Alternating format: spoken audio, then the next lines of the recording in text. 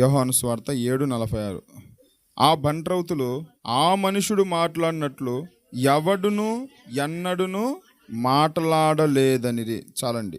ప్రియ దేవుని బిడ్డలారా, ఇక్కడ మనం చదివిన ఈ లేఖనాల్లో యేసుక్రీస్తు ప్రభువారు శరీరధారిగా ఉన్న దినాల్లో రాయబడిన ఒక సంఘటన. ఆయన శరీరధారిగా ఎన్ని సంవత్సరాలు ఉన్నాడమ్మ భూమి మీద?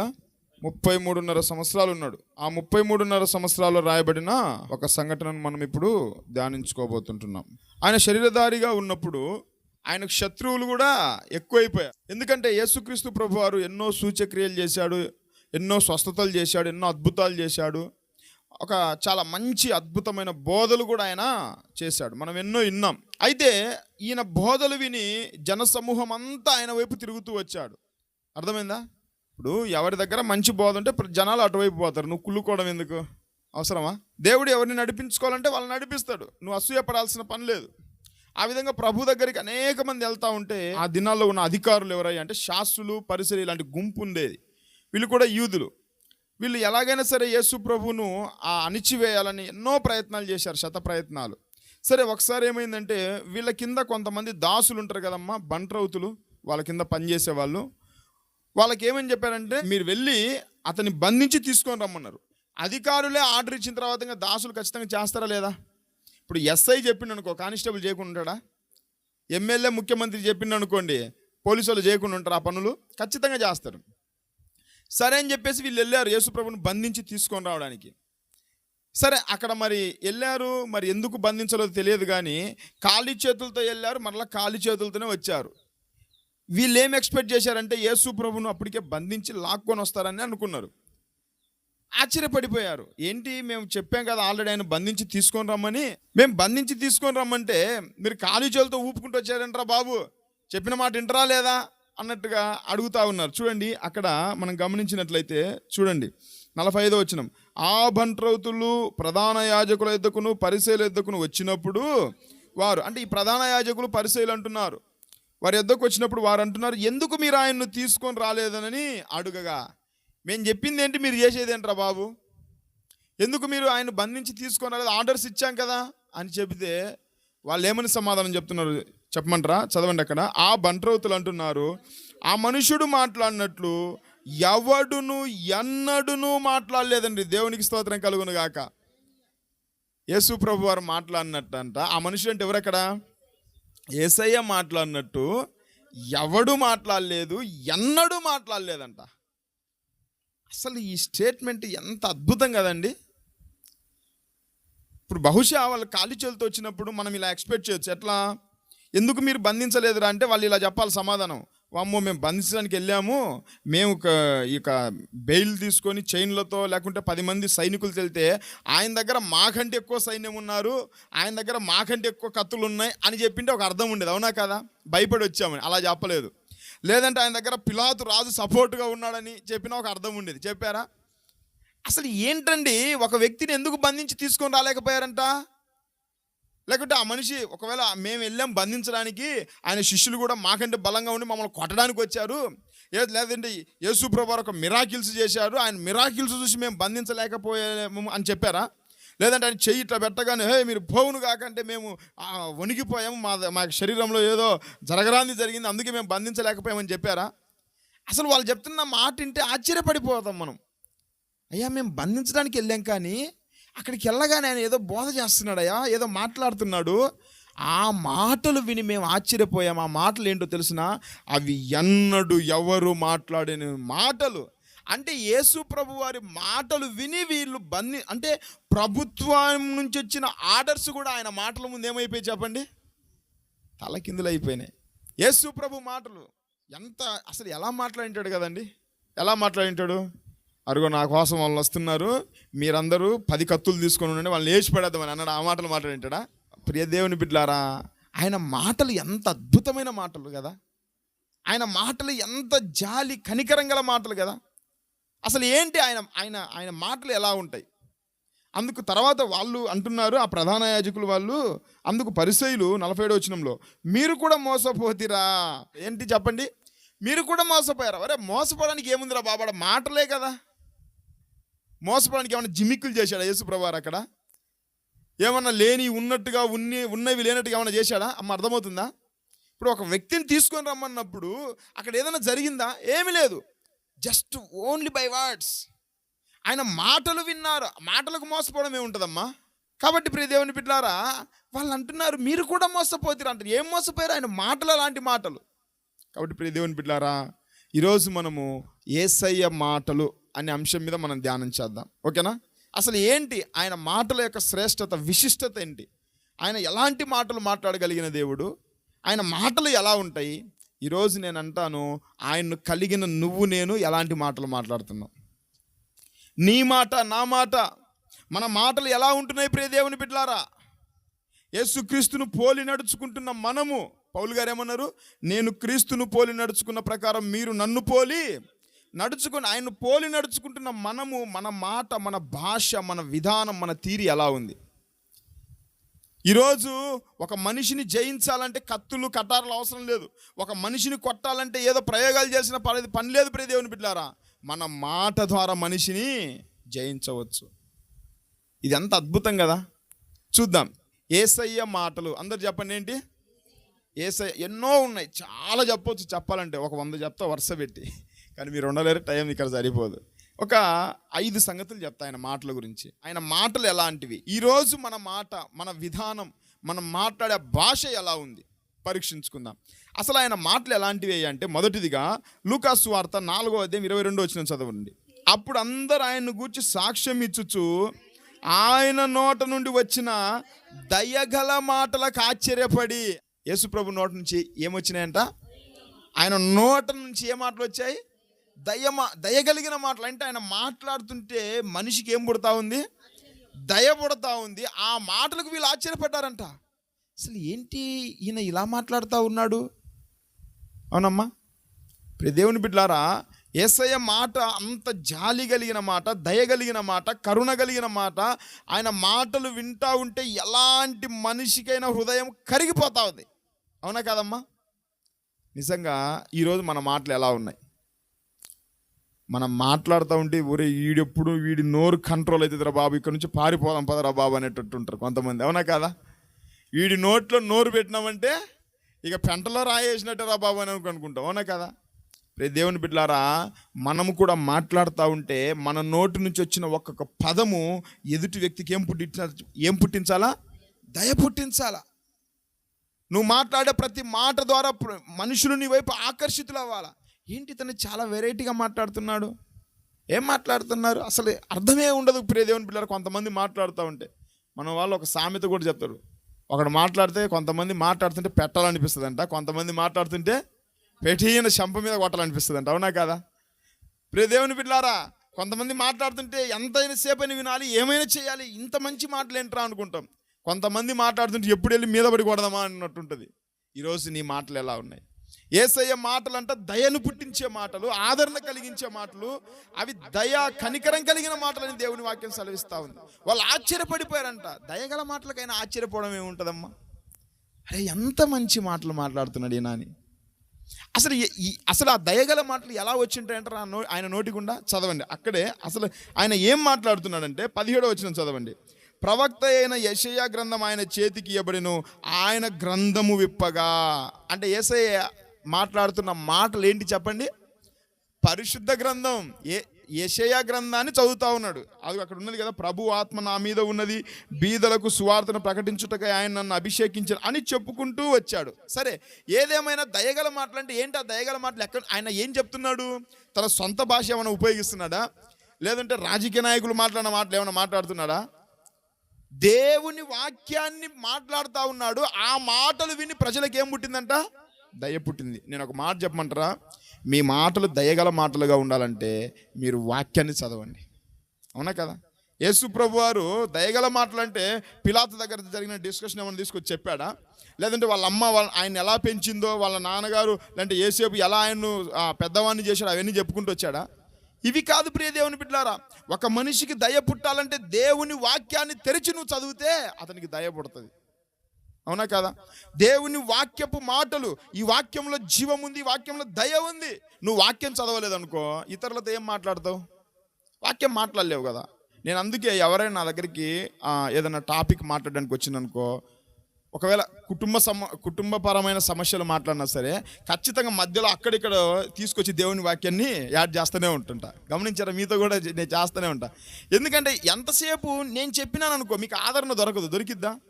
ఇప్పుడు ఒక ఇంటికి వెళ్ళి ఒక ఇంట్లో మనిషి చచ్చిపోయాడు అనుకోండి, సహజంగా మనం ఏం చెప్తాం? అమ్మా బాధపడగాకమ్మా, పోయినోడు తిరిగి వస్తాడా, మళ్ళీ రాలేడు కదా, ఏదో ఒక రోజు మనం కూడా పోవాల్సిందేలేమ్మా, అటు మేమున్నాం, ఇవన్నీ చెప్తారు. ఇవన్నీ చెప్పడం వల్ల మనిషికి ఆదరణ దొరుకుతుందా? దొరకదు. దేవుని వాక్యం ఆ కుటుంబానికి నువ్వు చెప్పు, తప్పకుండా కొంత ఆదరణ దొరుకుతుంది. కొంత కాదు, విస్తారమైన ఆదరణ దొరుకుతుంది.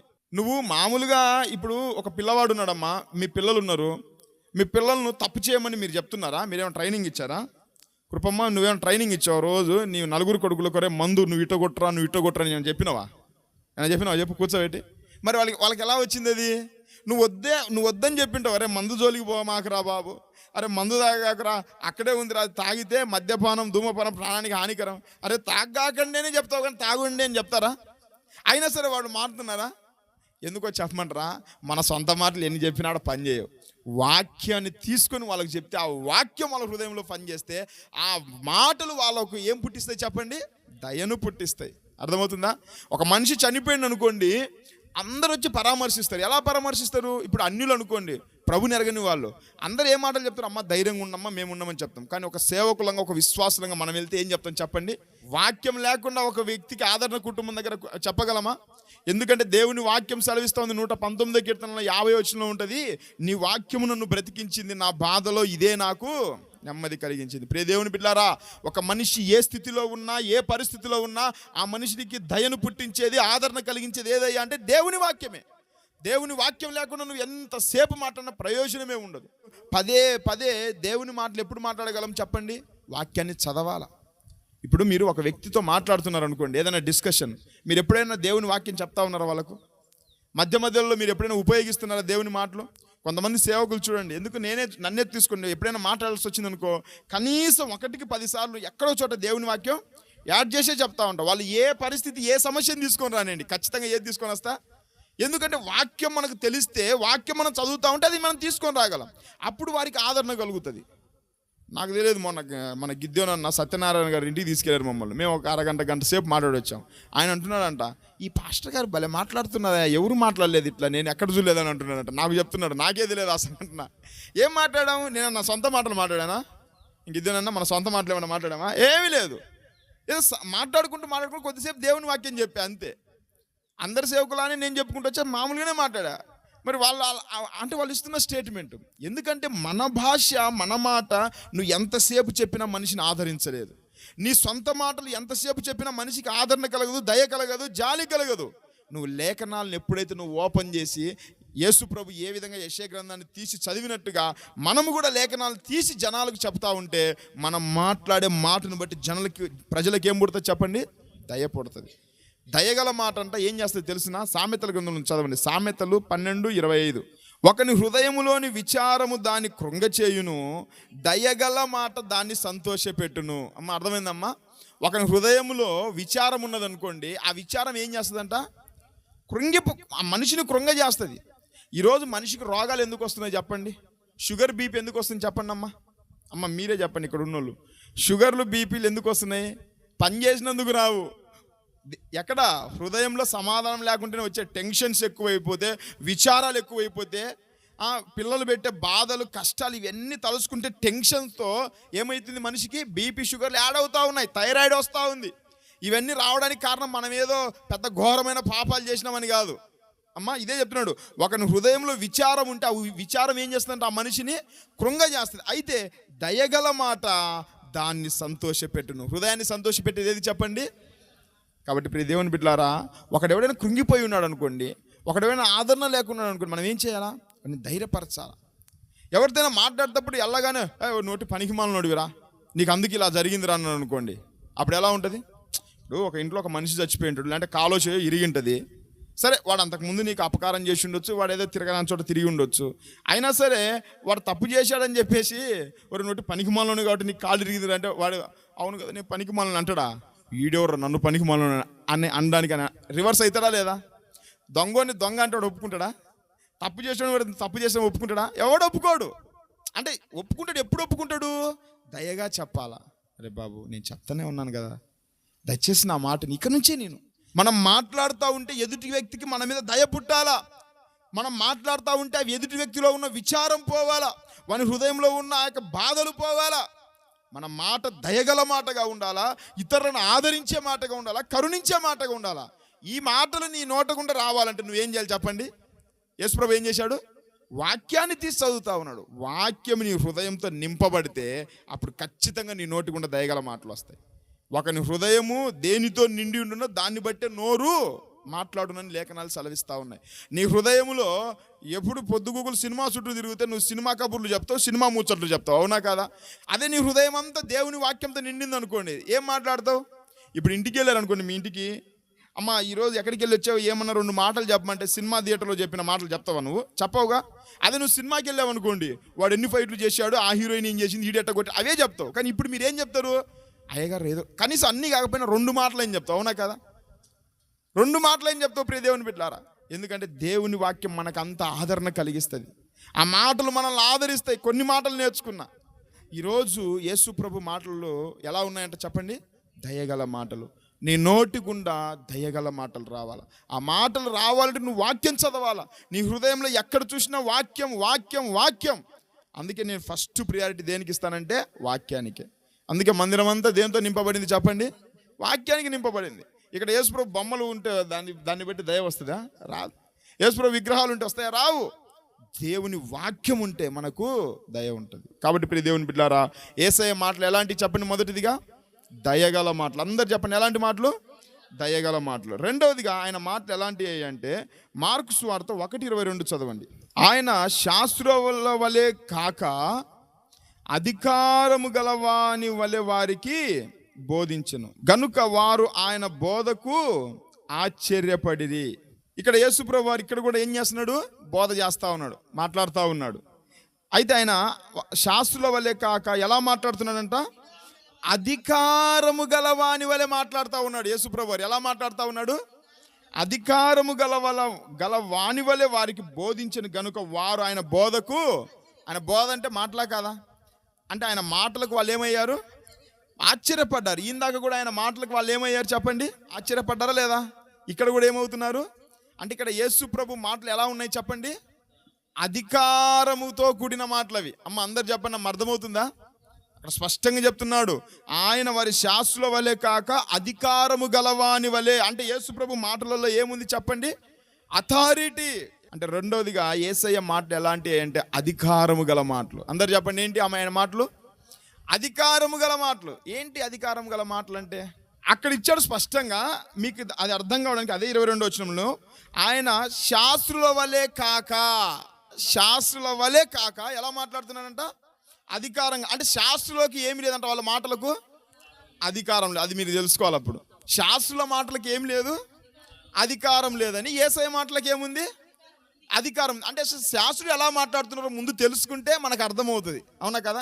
అసలు శాస్త్రుల మాటలు ఎలా ఉంటాయో ముందు చూద్దాం రండి. మత్తయి సువార్త 23వ అధ్యాయం 3వ వచనం. శాస్త్రుల మాటలు ఎలా ఉంటాయి అంటే, గనుక వారు అంటే ఎవరో తెలుసునా అమ్మ? వారు అంటే 2వ వచనం, శాస్త్రులను పరిసయ్యులను మోషే పీఠ ముందు కూర్చుండేవారు. అర్థమైందా? వారు అంటే ఎవరు? శాస్త్రులు పరిసయ్యులు, ఆ గుంపే. గనుక వారు మీతో చెప్పు వాటినన్నిటిని అనుసరించి గైకొనుడి, అయినను వారి క్రియల చొప్పున చేయకుడి, వారు చెప్పుదురే గాని చెయ్యరు. అర్థమైందా? శాస్త్రుల మాటకు అధికారం ఎందుకు లేదంటే వాళ్ళు చెప్పేవాళ్ళే కానీ దాని ప్రకారంగా అనుసరించే వాళ్ళు కాదు అని దాని అర్థం. వారు చెప్తారు కానీ చేయరు. అందుకే వాళ్ళ మాటల చొప్పున వాళ్ళ ప్రవర్తన చొప్పున మీరు చేయగాకని అంటున్నాడు. అంటే ఇప్పుడు యేసు ప్రభు యొక్క మాటలకు అధికారం ఎందుకు వచ్చింది?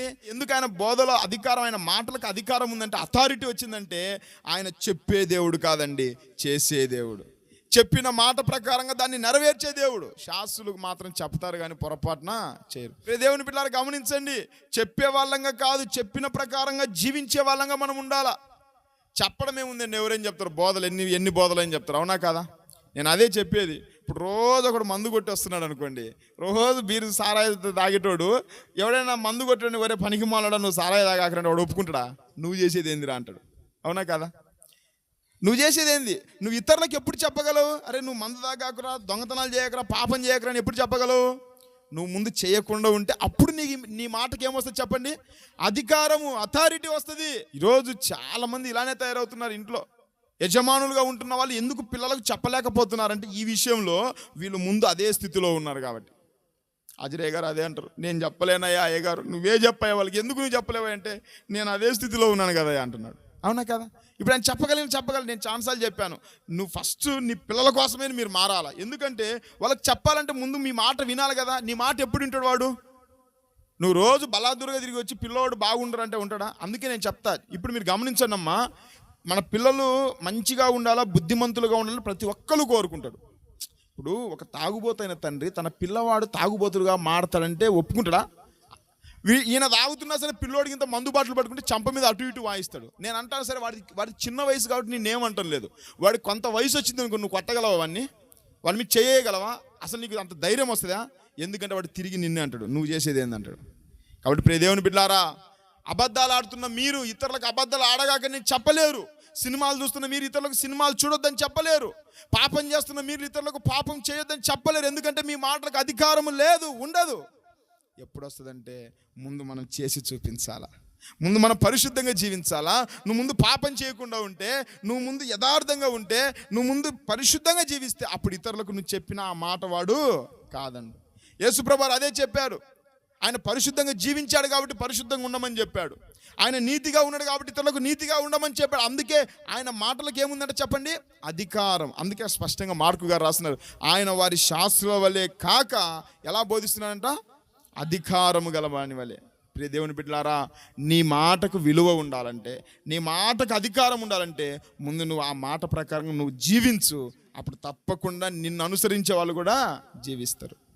ఈరోజు ప్రియ సంఘమా, ప్రియ సంఘస్థులారా, ఈరోజు విశ్వాసులంగా మనం లోకానికి మాదిరి నువ్వు చూపించకపోతే ఎవరు చూపిస్తారు? మీకు విషయం చెప్పమంటారా? సంఘానికి అవమానం కూడా ఇదే. మనం ఏదన్నా చిన్న తప్పు చేసినాం, లోకం తప్పు చేస్తే ఎవరు పట్టించుకోరు తెలుసా? అదే నువ్వు నేను తప్పు చేస్తే ఫస్ట్ వాళ్ళ నోటి గుండా వచ్చే మాట ఏంటి చెప్పండి?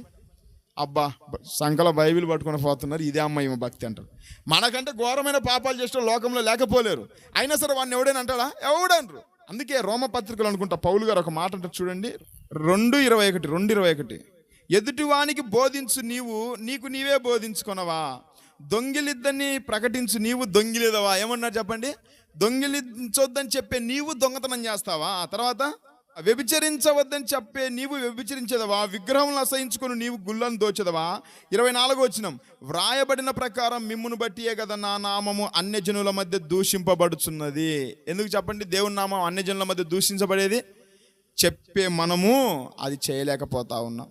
ప్రియ దేవుని బిడ్డలారా, ఈరోజు నీ మాటకు విలువ ఉండాలంటే, నీ మాటలు ఇతరులు వినాలంటే నువ్వు శాస్త్రుల వలె చెప్పి చేయకుండా ఉంటే ఎవరు వినరు నీ మాట. నీ మాటకు అసలు విలువ ఉంటుందమ్మా?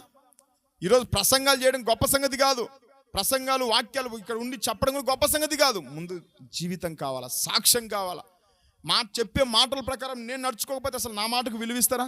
చెప్తున్నా నేను, బోధిస్తున్నా నేను, పరిశుద్ధంగా ప్రార్థన చేయండి గంటల తరబడి చెప్పిన నేను 10 నిమిషాలు 1 గంట ప్రార్థన చేయకపోతే ఎవరు చేస్తారు? ఆయన అన్ని చెప్తలే కానీ, అన్ని మాటలే కానీ చేతలు ఏం లేదు అంటారు. కాబట్టి ప్రియ దేవుని బిడ్డలారా, యేసయ్య మాటలు ఎలాంటివి తెలుసునా? అవి అధికారంతో కూడిన మాటలు. ఆయన మాటల్లో అధికారం ఉంది, ఆయన మాటల్లో బలం ఉంది. ఆయన మాటలు ఒక్కొక్క మాటల్లో వదులుతా ఉంటే బాణాల్లాగా దూసుకొని పోతా ఉన్నాయి ఆయన మాటలు. ఎందుకంటే ఆయన మాటల్లో అంత అధికారం ఉంది. ఈరోజు ఒకసారి గమనించుకో, నువ్వు ఇతరులకి ఏదైనా బుద్ధి చెప్పాలనుకో, ఇతరులను ఏదన్నా దేవునికి నడిపించాలనుకో, ఒక వ్యక్తిని సరైన మార్గంలో ఉంచాలంటే నీ మాటకు బలం ఉంటుందా? నీ మాటకు అధికారం ఉంటుందా? అది ఉండాలంటే నువ్వు మాట్లాడుతున్న మాట ప్రకారం నువ్వు జీవించాలి. యేసయ్య మాటలు ఎలాంటివి చెప్పండి? అధికారం గలమంట. ఇది 2వ మాట. తర్వాత 3వ సంగతి ఏంటయ్యా అంటే మత్తయి సువార్త 27:14 చదవండి త్వరగా. నేను ముందు వివరిస్తాను, ఇది చాలా పెద్ద స్టోరీ కాబట్టి అంత చదవలేము. అమ్మ నా వైపు చూస్తూ వినండి. మనందరికీ తెలుసు యేసు ప్రభువుని బంధించారు. ఇది మన గుడ్ ఫ్రైడే దినాల్లో ఉన్నాం కాబట్టి ఇది మనకు ఉపయోగపడేది. ఎక్కువగా బంధించి తీర్పులో నిలబెట్టారా లేదా? ఎందుకయ్యా ఈయనను తీసుకొచ్చారంటే ఒక్కొక్కరు వచ్చి ఒక్కొక్క సాక్ష్యం చెప్తా ఉన్నారు. ఒకవైపు ఏమో యేసు ప్రభు బోన్లో ముద్దాయిలాగా నిలబడుకున్నారు, మరొకవైపు ఏమో యేసు ప్రభుకి అబద్ధ సాక్ష్యాలు చెప్పేవాళ్ళు కొంతమంది వచ్చారు. ఏం చేశాడయ్యా అంటే ఈయన వచ్చి దుర్మార్గుడయ్యా, కైసరుకు పన్ను ఇవ్వద్దని చెప్పాడని ఒకతను వచ్చి చెప్పాడు. ఇంకొక అతను వచ్చేసి కాదు ఇంకా ఇతను ఏం చేశాడంటే మన దేవాలయాన్ని పడగొట్టమని చెప్పాడని చెప్పాడు. ఇంకొక అతను వచ్చేది కాదు ఇతను జనాలను రాజు మీదకి తిరుగుబాటు చేసే విధంగా తయారు చేస్తున్నాడని చెప్పాడు. ఇట్లా రకరకాల సాక్ష్యాలు చెప్తా ఉన్నారు. మరి ఇటువైపు ఉన్న వ్యక్తి ఏం చేయాలా? ఈయన అసలు చేశాడు ఆ పని? చేయలేదు. చేయనప్పుడు ఒప్పుకుంటామా? గుర్తుపెట్టుకోండి, మన వాళ్ళు తప్పు చేయకపోయినా కాదు, తప్పు చేసినా సరే ఎవరైనా ఒక మాట అంటే పడరు మనోళ్ళు. తప్పు చేసి కూడా బెదిరిస్తారు ఈరోజు మన బుద్ధులు అలాంటి, అవునా కాదమ్మా? తప్పు చేసి కూడా మళ్ళీ డిమాండ్ చేస్తారు ఇతరుల మీద. ఇక నువ్వు తప్పు చేయకపోతే నేను ఒక మాట అంటే నువ్వు ఒప్పుకుంటావా? ఇక ఎక్కిలు పట్టేస్తున్నాము అన్న, నేను తప్పు చేయలేదు అన్న, అందుకే వాడు అన్నాడు అన్న. నేను అంటాను, తప్పు చేయకపోయినా నిన్ను అంటారు, అయినా నువ్వు పడాలా. అది ఇక్కడ రూలు. దేవుని రూల్ అంటే అంటారు నేను ఖచ్చితంగా. ఇప్పుడు యేసుప్రభు ఏమన్నా తప్పు చేశాడా? అయినా సరే ఆయన నిందిస్తూ ఉన్నారు, ఆయన నిందలు వేస్తూ ఉన్నారు. మనమైతే ఏం చేస్తాం? అసలు బోన్లో అక్కడ నుంచి ముద్దాయిగా ఉన్నాము, ఆయన చైన్లు కూడా తెంచుకొని రే నా మీద నిందేస్తావని కత్తి తీసుకొని పోయి కొడతామేమో, అవునా కదా? ఎట్లా కనిపిస్తున్నాం? ఆధారం చూపించండి అని అంటామా లేదా? కనీసం అక్కడ యేసుప్రభు వారు అన్ని నిందలు వేస్తుంటే అప్పుడు అక్కడ ఉన్న పిలాతు అంటున్నాడు, ఏమయ్యా వీళ్ళు ఇన్ని మాటలు మాట్లాడుతున్నారు నీ మీద, నువ్వెందుకు ఒక్క మాట కూడా మాట్లాడటం లేదు? నువ్వు మాట్లాడి ఇప్పుడే నువ్వు ఒక్క మాట చెప్పి వాళ్ళకి కడిగి పెడతానన్నాడు. చదవండి, ఇప్పుడు చదవండి ఆ మాట. 13 వచ్చిన చదవండి. 13. కాబట్టి పిలాతు, నీ మీద వీరెన్ని నేరములు మోపుచున్నారు, నీవు వినలేదా అని ఆయన అడిగాను. ఏమంటున్నారు చెప్పండి? అయ్యా యేసు, వీళ్ళు ఇన్ని మాటలు నీ మీద చెప్తా ఉన్నారంటే నువ్వు చెవిటోడివా? నీకేం వినపట్టం లేదా? మనమైతే ఊరుకుంటామా? మాట వచ్చిందో లేదో అసలు ఎగిరిపోయి గొంతుకాయ పట్టుకుంటావేమో, నన్ను అంటావా అని పిలాతు అడుగుతున్నారు. నువ్వు నోరిప్పు. ఇంకో చోట అంటాడు పిలాతు, నువ్వు మాట్లాడయ్యా, నువ్వు మాట్లాడితే నిన్ను విడిపించుటకు నాకు అధికారం కలదంటాడు, అవునా కదా? అయినా సరే మాట్లాడాడు యేసుప్రభు అక్కడ. చదవండి, ఇప్పుడు చదవండి అమ్మా. 14. అయితే ఆయన ఒక్క మాటకైనను ఉత్తరం ఇయ్యలేదు గనుక ఆ అధిపతి మెక్కిలి ఆశ్చర్యపడండి. దేవునికి స్తోత్రం కలుగును గాక. ఇందాక చెప్పిన 2 మాటలలో ఆశ్చర్యపడ్డారు, అవునా కదా? ఎందుకు ఆశ్చర్యపడ్డారు? మాట్లాడారు కాబట్టి ఆశ్చర్యపడ్డాడు. ఇప్పుడు ఇంకా ఆశ్చర్యపడ్డాడంట. ఎందుకు ఎక్కువ మాట్లాడా? యేసుప్రభు వాళ్ళు చెప్పిన దానికి సమాధానం చెప్పాడా? ఒక్క మాటకైనా సమాధానం చెప్పాడా? నేను అంటాను, ఒక్కొక్కసారి మౌనంగా ఉంటే అదే సమాధానం. ఒక్క మాట కూడా మాట్లాడలేదు బోన్లో ఉన్నప్పుడు. అసలు సిలువలో యేసుప్రభు వారు చాలా తక్కువ మాట్లాడింది. ఆయన సిలువ మీద ఉన్నప్పుడు ఆ 7 మాటలు పలికాడు. ఆ తీర్పులో ఒక 2-3 మాటలు తప్ప ఎక్కువ ఒక చోట అంటాడు నువ్వు రాజు అంటే, అప్పుడు కూడా ఏమంటాడు నీవు అన్నట్టే అని, అదొక పదం వాడుతాడు ఇంకో సందర్భంలో. 1-2 చోట్ల తప్ప. ఇక్కడైతే అసలు ఏం మాట్లాడటం లేదు. మరి దీనికి ఏమని పేరు పెడదాం చెప్పండి మీరు? అంటే యేసుప్రభు వారు ఎక్కడ మాట్లాడాలో అక్కడ మాట్లాడాడు, ఎక్కడ మౌనంగా ఉండాలో అక్కడ మౌనంగా ఉన్నాడు, అవునా కదమ్మా? నువ్వు రాజు అంటే అక్కడ మాట్లాడాలి ఖచ్చితంగా, ఎందుకంటే ఈజ్ ద కింగ్, అవునా కదా? నేను రాజునే అన్నాడు, నీవు అన్నట్టే అన్నాడు. ఎందుకంటే నా రాజ్యం ఈ లోక సంబంధమైంది అంటే అక్కడ కూడా సువార్తనే చెప్తున్నాడు. అక్కడ కూడా లోక సంబంధంగా నేను రాజును కాదు, నా రాజ్యం ఈ లోక సంబంధమైంది కాదు, పరలోక సంబంధమైంది, అది మాట్లాడాలి కాబట్టి మాట్లాడాడు అక్కడ, అంతేగాని దౌర్జన్యపూర్వితంగా మాట్లాడలేదు. ఇక మిగతా చోటంతా మౌనంగా ఉన్నాడు. అంటే ఆయన ఎక్కడ మాట్లాడాలో అక్కడ మాట్లాడుతున్నాడు, ఎక్కడ మౌనంగా ఉండాలో అక్కడ మౌనంగా ఉంటున్నాడు. అయితే సరే, మొత్తం మీద ఇప్పుడు ఒక ముద్దాయి మౌనంగా ఉన్నాడు అనుకోండి, ఫైనల్గా జడ్జి గారు ఏమంటాడు? వాడు మౌనంగా ఉన్నాడు కాబట్టి, ఇతను ముద్దాయే కాబట్టి ఇది పలాని ఆధారం ప్రకారం ఇతనికి మరణ శిక్షను, కఠిన కారాగార శిక్షణ వేస్తున్నాను అంటాడు. ఇప్పుడు అదే స్టేట్మెంట్ రావాలన్నా లేదా? మరి యేసుప్రభు గురించి ఏమొచ్చింది ఫైనల్ స్టేట్మెంట్ తెలుసా మీకు? ఏమని వచ్చింది? చదవండి. సరే, అన్నీ అయిపోయిన తర్వాత కూడా ఆయన సిలువకు అప్పచెప్పే ముందు పిలాతు ఏమంటాడు తెలుసునా? యోహాను సువార్త 19:6. త్వరగా. ప్రధాన యాజకులను, బంట్రౌతులను ఆయనను చూచి సిలువ వేయమని కేకలు వేయగా వాళ్ళందరూ ఏం వేస్తున్నారు చెప్పండి? సిలువ వేయండి, వీడు దుర్మార్గుడు, దొంగ, రౌడీ అని కేకలేస్తా ఉన్నాయి. యేసుప్రభు వారు ఒక్క మాట అన్నాడా? అందుకు పిలాతు అంటున్నాడు, ఆయన యందు నాకు ఏ దోషము కనబడలేదు, దేవునికి స్తోత్రం కలుగును. చాలండి, తర్వాత ఆయన సిలువకు అప్పచెంపారు, అది వేరే సంగతి. కేకలు గెలిచి, నేను అంటాను అక్కడ రాయబడిన మాట ఏంటంటే వారి కేకలే గెలిచినవి ఉంటుంది తెలుసునా? పిలాతు ఎంత ప్రయత్నం చేసినా వారి కేకలే గెలిచినవి అంటారు. కాదు, యేసయ్య మౌనమే గెలిచింది. వాళ్ళ కేకలే గెలిస్తే అప్పుడు ఏమవ్వాలంటే, సరే మీరు అన్నట్టుగా ఇతను దొంగ కాబట్టి తీసుకెళ్ళి ఈయనను చంపాను, మొత్తం మీద సిలువకైతే తీసుకెళ్ళమన్నాడు. అది పిలాతు చేతిలో లేదు, వాళ్ళ చేతిలో లేదు, ఆయన పని అది కాబట్టి, తండ్రి అప్పగించిన బాధ్యత కాబట్టి ఆయన వెళ్ళాలా. కానీ గమనించండి, గెలిచింది ఎవరు? వారి కేకల? ఓడిపోయిన వాళ్ళ కేకలు. నన్ను అడిగితే ఈయన మౌనమే గెలిచింది అక్కడ. యేసయ్య మాట్లాడిన 1-2 మాటలు అవే గెలిచాయి అక్కడ. పిలాతు ఇప్పుడు వాళ్ళ కేకలు గెలిస్తే పిలాతు ఏమని స్టేట్మెంట్ ఇవ్వాలా?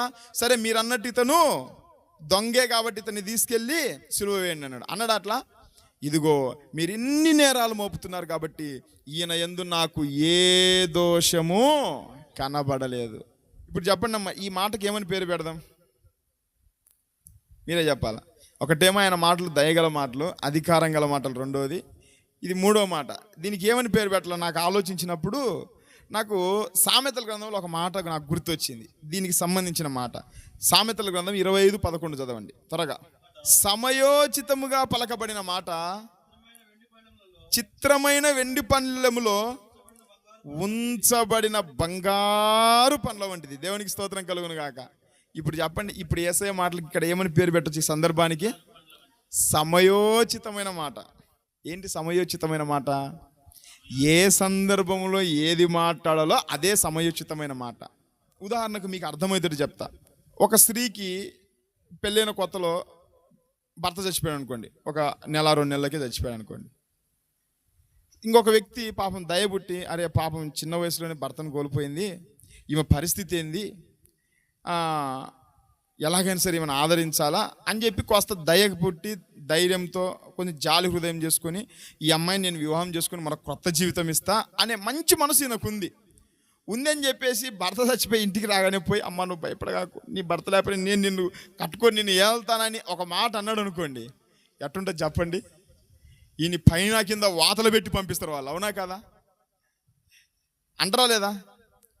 కొన్ని రోజులు గడిచిపోవాలా, 1 సంవత్సరం 2 సంవత్సరాలు గడిచిపోయిన తర్వాత, కొంచెం కుదుటపడిన తర్వాత, నిజంగా ఆమె గ్రహించిన తర్వాత నువ్వు కొంత మంచిగా వాళ్ళకు నీ సాక్ష్యం కనిపించి అప్పుడు నువ్వు వెళ్ళి, పర్లేదండి ఆమె విధవైనా పర్వాలేదు, నేను ఆమెను చేరదీస్తా, నేను వివాహం చేసుకుంటా అంటే అప్పుడు ఏమంటారు?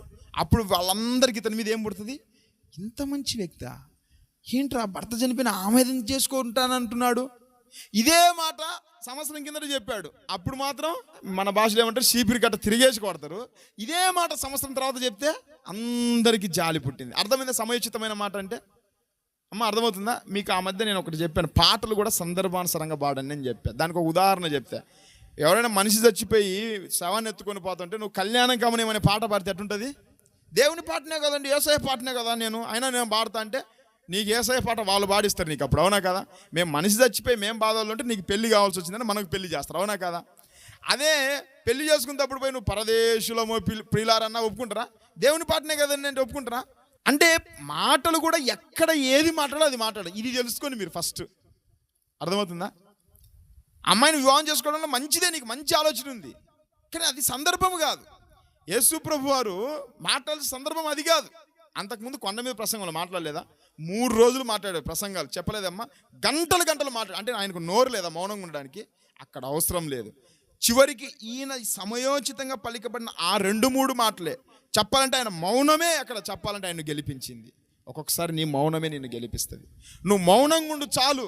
అందుకే సామెతలు ఇంకో మాట ఉంటుంది, విస్తారమైన మాటల్లో దోషం ఉండక మానదు, తన పెదవులను మూసుకొని వాడు బుద్ధిమంతుడు. నువ్వు లొడ వాగినవనుకో, ఓ నీ మాటలు ఎన్ని దోషాలు. కొంతమంది నోరిప్పారంటే అసలు చెవులు కూడా నెత్తురు వచ్చేటట్టు మాట్లాడతారు, తెలుసా? అబ్బా ఆమె మాట్లాడుతుంటే చెవులలో రక్తం వస్తుందిరా బాబా, ఆగరంటారు, అవునా కదా? నువ్వు ఎంత ఎక్కువగా మాట్లాడితే అంత నష్టపోతావు.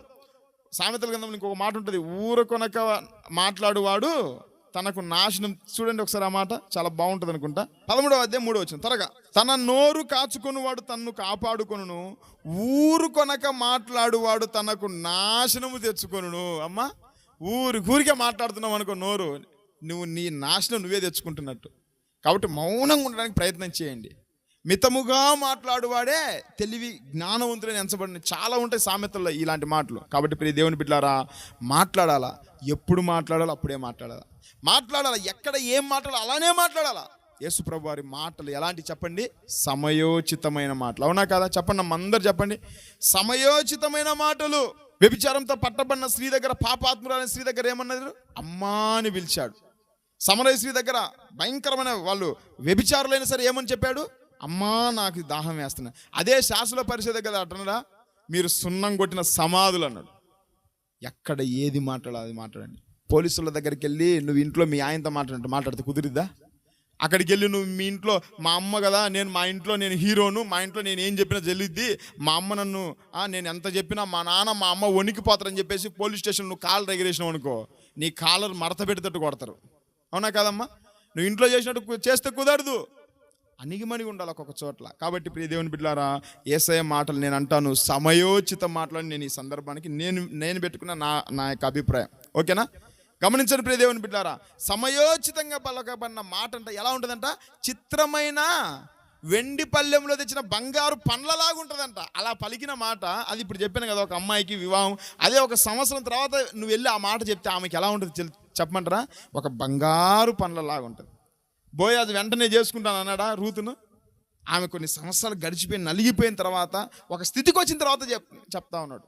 కాబట్టి ప్రియ దేవుని బిడ్డలారా, మనం మాట్లాడే మాట ఎలా ఉండాలో తెలిసినా ఒక వెండి పళ్ళెంలో పెట్టిన బంగారు పండ్ల వలె ఉండాలి మన మాట.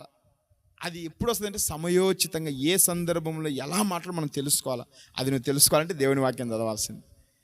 ప్రభుతో నువ్వు సమయం గడిపితే వస్తుంది ఆ మాటలు. యేసుప్రభు వారు ఎందుకు మాట్లాడగలిగిన ఆ మాట?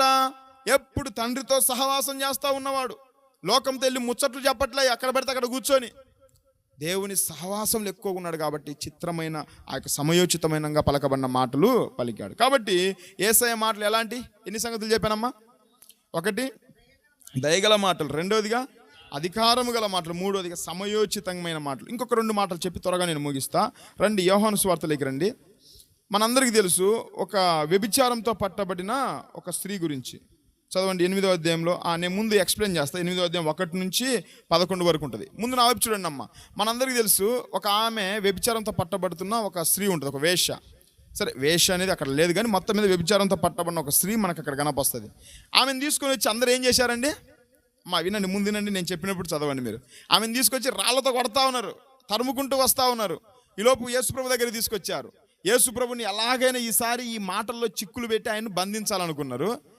మధ్యలో పెట్టారు ఆమెను. అప్పుడు అడుగుతున్నారు, అక్కడ ఉన్న శాస్త్రులు, పరిశీలు, అక్కడ ఉన్న మనుషులందరూ అడుగుతా ఉన్నారు, బోధకుడా, ఇదిగో ఈమె వ్యభిచారమందు పట్టబడింది, ఈమెను రాళ్లతో కొట్టి చంపాలని మన మోషే గారు చెప్పారు కదా వ్యభిచారిని, ఇప్పుడు నువ్వేం చెప్తావు చెప్పు అని పట్టువదలకు అడుగుతా ఉన్నట్టు. ఏం చేయాలి ఈ స్త్రీని అన్నప్పుడు అప్పుడు ఆయన ఏమన్నాడు చెప్పండి, చదవండి అమ్మ. 7వ వచనం. వారు ఆయన్ను పట్టువదలకు అడుగుచుండగా, ఎలా అడుగుతున్నారంట?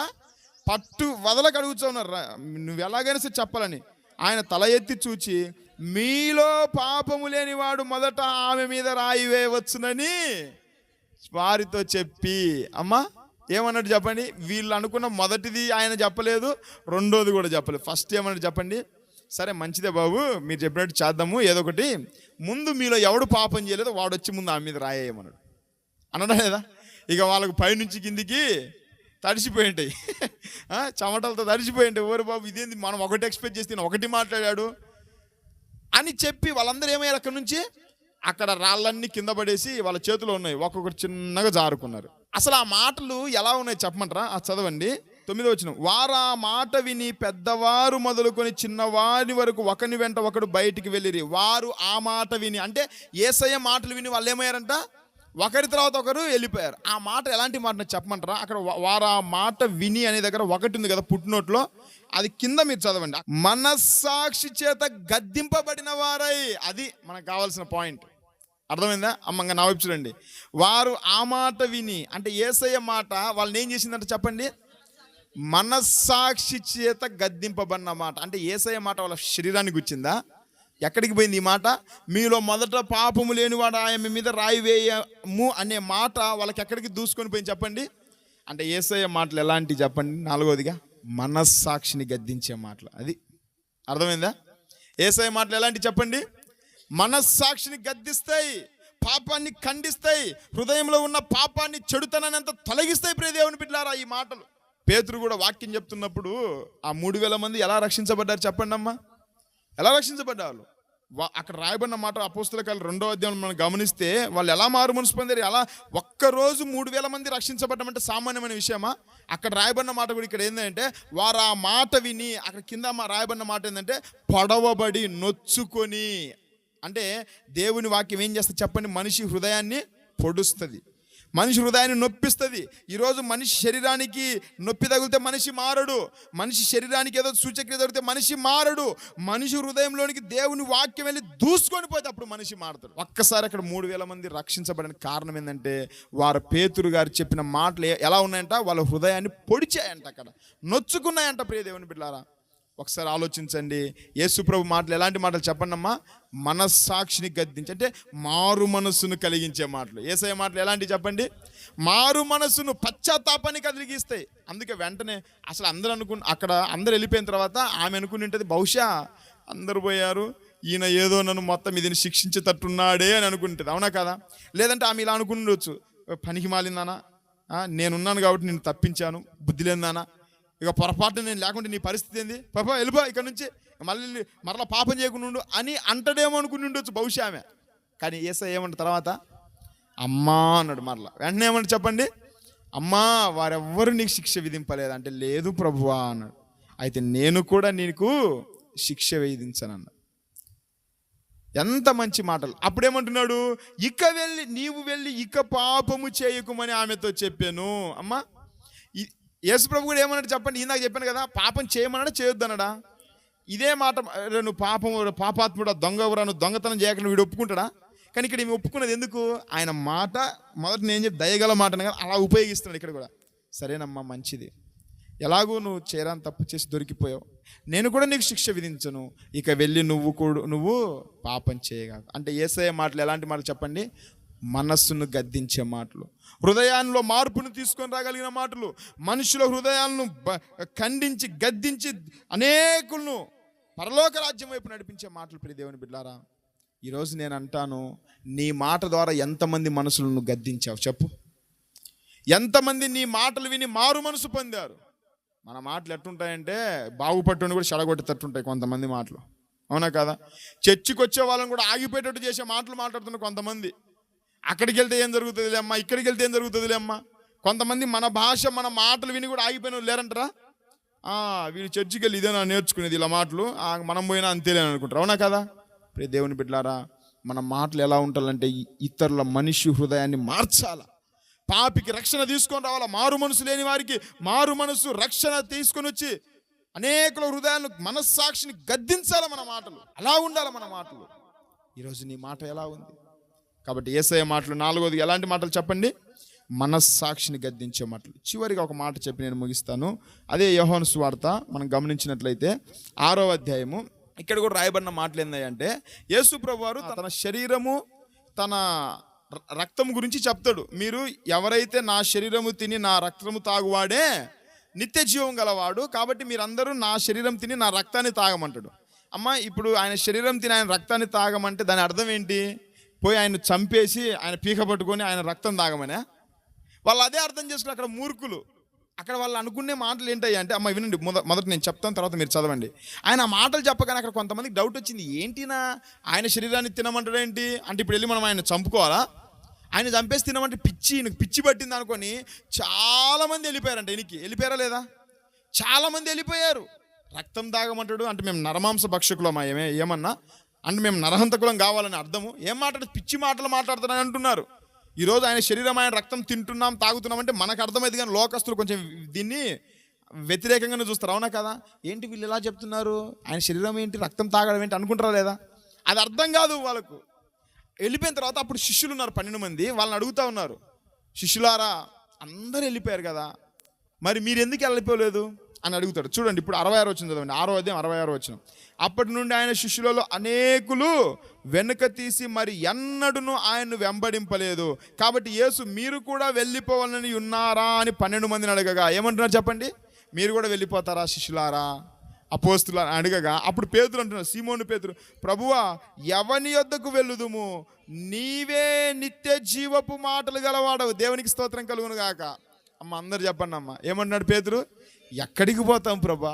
వాళ్ళకంటే అర్థం కాలేదు ప్రభా, అది నా శరీరము తిని నా రక్తము తాగువాడు అనే మాట వాళ్ళకి అర్థం కాదు, అది నిత్య జీవానికి పంపించే మాట అనే విషయం మాకు తెలుసు కదా ప్రభా. ఎక్కడికి వెళ్ళగలం? ఎందుకంటే మేము ఎక్కడికి వెళ్ళలేము. ఎందుకంటే నీ దగ్గర ఎలాంటి మాటలు చెప్పండి? నిత్య జీవపు మాటలు. ఇప్పుడు చెప్పండి అమ్మా, యేసయ్య మాటలు ఎలాంటి? నిత్య జీవానికి నడిపించేది. ఆయన శరీరము తిని ఆయన రక్తంలో పాలు పంపులు పొందుకోవడం అంటే అది ఈ లోక సంబంధమైంది కాదు. ఆయన శరీరంలో పాలు పంపులు పొందితేనే నీకు నిత్య జీవం. ఆయన రక్తంలో నువ్వు పాలు భాగస్తుడవు అయితేనే నీకు నిత్య జీవం. ఎందుకంటే ఆయన మాటలు నిత్య జీవానికి నడిపించేటి, పరలోకానికి నడిపించేటి. ఎవరైతే ఆయన అంగీకరిస్తారో వాళ్ళందరినీ తన రక్తంలో కడిగి పరిశుద్ధులుగా చేస్తాయి. అందుకే నేను అంటాను, మాట ద్వారానే విజయం కలుగుతుంది. తెలుసా, ఒక వ్యక్తికి విశ్వాసం సూచక్రియల ద్వారా వస్తుంది. ఈ మధ్య గిద్దెనకు నాకు ఇదే జరుగుతూ ఉంది. ఆ సూచక్రియల మాటలు నేనేమో ఎక్కువ వాక్యం అంట అన్ననేమో సూచక్రియలు కూడా ఉంటే బాగుంటుంది అని అంటాడు. సరే మంచిదే, ఉండకూడదని అంటానులే. ఒక మాట ఉంది బైబిల్లో, విశ్వాసం ఎలా కలుగుతుందంట? వినుట వలన విశ్వాసము కలుగును. ఒక వ్యక్తికి వినాలా, వాక్యం హృదయంలో పనిచేస్తే అతనికి విశ్వాసం కలుగుతుంది.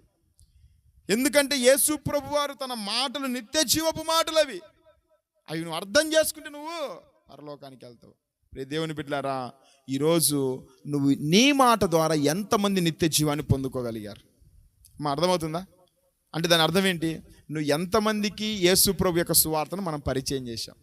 నువ్వు రక్షించబడ్డావు, మంచిదే. నువ్వు సంఘంలో చేర్చబడ్డావు, మంచిదే. నువ్వు పరలోకం చేరతావు, మంచిదే. నువ్వు ఎంతమందిని నువ్వు నిత్య జీవం వైపు నడిపించావు? సౌందర్య చెప్పు, ఎంతమందికి చెప్పావు సువార్త? ఎంతమందికి నిత్య జీవం వైపు నువ్వు నడిపించావు చెప్పాలి నాకు. ఇప్పుడు నాకే దిక్కు లేదు, నేను ఇంతవరకు నీళ్ళలో మునగలేదు. అయ్య గారు నువ్వేం బాప్తిసమని నన్ను ఇన్ని రోజులు తీసుకొచ్చావు, నేనెవరు నడిపించాలనుకుంటుంటుంది, అవునా కాదా? ఎంతమందిని మీరు ప్రభు దగ్గర నడిపించారు? ఎంతమందికి నిత్య జీవం ఇవ్వడానికి మీరు కారకులయ్యారు? రేపు చెప్పగలరా ఒక 10 మంది, ఇదిగో ఈ పలానామె నన్ను దేవుని వైపు నడిపించింది, పలానామె నన్ను సేవకుని దగ్గర పలానా సంఘానికి నన్ను పరిచయం చేయించింది కాబట్టి నేను ఈరోజు ఈ స్థితిలో ఉన్నాను, ఈ పరిస్థితిలో చెప్పగలరా? ఎంతమంది నీ మాట ద్వారా ప్రభు వైపు తిప్పగలిగావు? నువ్వు ఎంతమంది నువ్వు నడిపించగలిగావు? సరే, నీకు సువార్త చెప్పని రానప్పుడు నువ్వు సంఘానికి నడిపించు, దైవ సేవకుల వరకు నడిపించు, చాలు. నువ్వు వాళ్ళకు రక్షణకు తొలిమెట్టు నువ్వే అని దేవుడు నీకు నిర్ధారణ ఇస్తాడు. కాబట్టి మనం ఇతరులతో మాట్లాడిన మాటలలో మీరు లెక్క పెట్టుకోండి, వ్యర్థమైన మాటలు ఎన్ని మాట్లాడాం రోజుకు, దేవునికి సంబంధించిన పరిశుద్ధమైన నిత్య జీవానికి సంబంధించిన మాటలు ఎన్ని మాట్లాడాం ఒకసారి పరీక్షించుకో. నిత్య జీవపు మాటలు అంటే ఏంటో చెప్పమంటారా? చెప్పండి, నిత్య జీవపు మాటలు అంటే ఏంటి? యేసు ప్రభు వారు నీ కొరకు చనిపోయాడు, యేసు ప్రభు నీ కొరకు నా కొరకు ప్రాణం పెట్టాడు, రక్తం కార్చాడు, పిడిగుద్దులు తిన్నాడు, మనుషులందరి పాపం కొరకు సిలువలో వేలాడదీయబడ్డాడు. ఆయన విశ్వసించు, నీకు పరలోకం కలుగుతుంది. నీ పాపానికి క్షమాపణ ఆయన దగ్గర ఉంటుంది. ఆయన నమ్ముకో, ఆయన సిలువలో కార్చిన రక్తంతో నీ పాపాలని కడుక్కో, నీకు నిత్య జీవం దొరుకుతుంది అని చెప్పే మాటలే నిత్య జీవపు మాటలు. యేసయ్య సిలువ సువార్తను లోకానికి చూపించు.